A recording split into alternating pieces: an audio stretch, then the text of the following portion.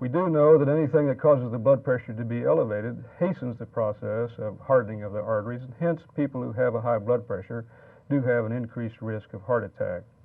I would like to point out that I'm not saying that everybody with a high blood pressure has a heart attack, not at all.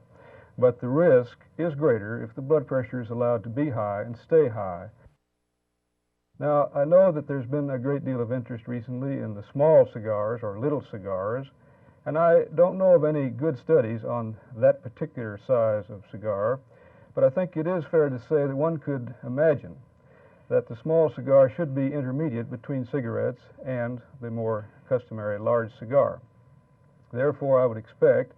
that the burning temperature at the tip of a small cigar would be somewhere between that of a cigarette and a cigar of the large size, and that probably not as many of the toxic substances would be vaporized in the small cigar as in the large one.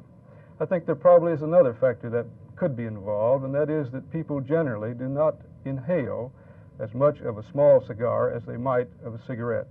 And although inhaling is not the only factor, it certainly is one of the factors, and people don't usually inhale very much of a big cigar, and I think they don't inhale as much of a small cigar as they would a cigarette. Therefore, I would say that if one were trying to wean himself off smoking, for example, that going to a small cigar and smoking perhaps half a dozen of those per day would be ever so much better than smoking 2 packs of cigarettes per day. So that it is one way that one can cut down his smoking, hopefully on the way to doing away with it completely.